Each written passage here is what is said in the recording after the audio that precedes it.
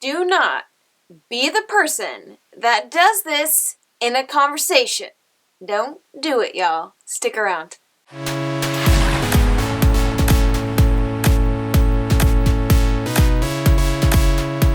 Hey y'all, what's up? It's Dr. Allison, and I'm back today to simplify psychology to make your life healthier and more meaningful. And today we are talking about something so important in relationships, and that is this.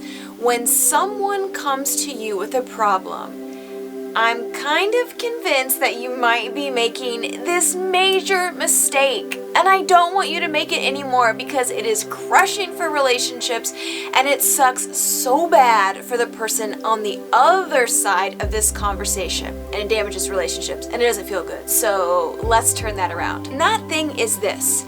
When someone comes to you with a problem or a frustration, or they are expressing themselves, they're disappointed, something crappy happened, whatever, the number one thing I want you to do is to validate. Say that word 3 times. Validate, validate, validate. And what do I mean by that? I want you, before you offer any advice, any solutions, any helpful hints, any tips or tricks, nope. Acknowledge their experience first. Name the emotion, empathize with how they're feeling, and validate whatever it is that they're talking about.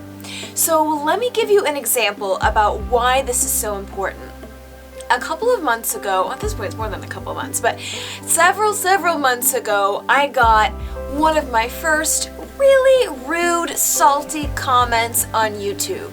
It happens to everybody, but this was the first time it happened to me. And I saw it, and my first reaction was like, oh, what? Huh? What? That's so mean, but I work so hard on these videos. Why would someone say that? Did I really sound like that? Right? Like all this stuff started spinning in my head about what it meant, why they said it, how bad it sucked, blah, blah, blah. And so I pick up my phone and I text a few of my people. And I text them like, oh, you'll never believe what somebody said, blah, blah, blah, right? And so I can see those little 3 dots, on the iPhone, like I can see they're responding, and I'm ready for my team to be like, what jerks, like that sucks, oh my God, I'm so sorry. But guess what came back? Not any of those responses. What came back were positive spins or attempts to help me see the good or offer suggestions. No, that's not what I wanted.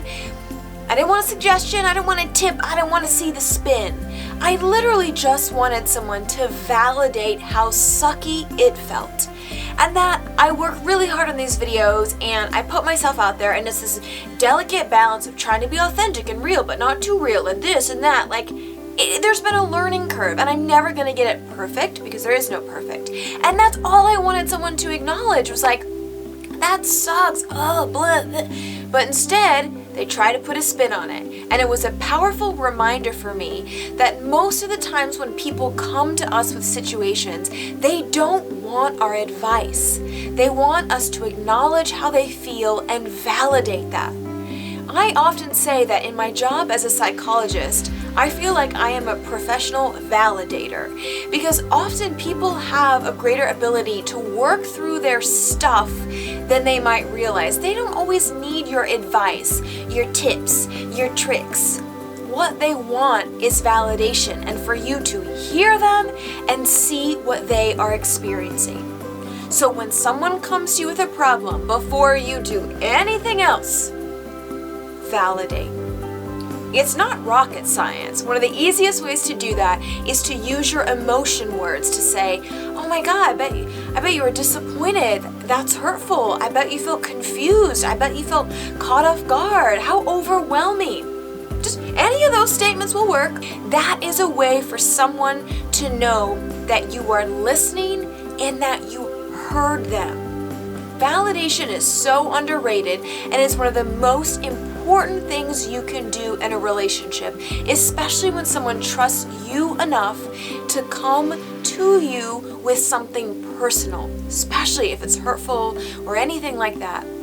I don't want you to let them down, and I want you to boost the relationship by validating, acknowledge how they feel. You probably know how important this is if you've ever been in a situation like me where you're disappointed, frustrated, overwhelmed, you kind of have a, how sucky, if you have one of those moments, and you go to someone and they don't validate. Wah, wah. Like, I know all of y'all know what that feels like, so don't be that person. Number one thing to do, validate. Acknowledge how someone feels. You don't have to have a whole paragraph. You don't need to turn into a psychologist. 1 or 2 lines acknowledging that emotion is so powerful. I hope this tip is helpful, and if you want more good stuff like this, little bite-sized pieces of psychology, of course y'all know where to find me. You can check out my website, drallisonanswers.com, and I'm found on most social media platforms. If you want to hit subscribe if you're watching this on YouTube, that's a good way to stay up to date.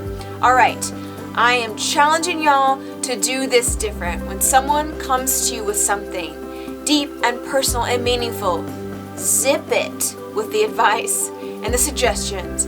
Validate, acknowledge how they feel, and then if they ask for more, sure, you can dish your advice and your tips, but until then, it's all about the validation. All right, take care. Go validate. Bye-bye.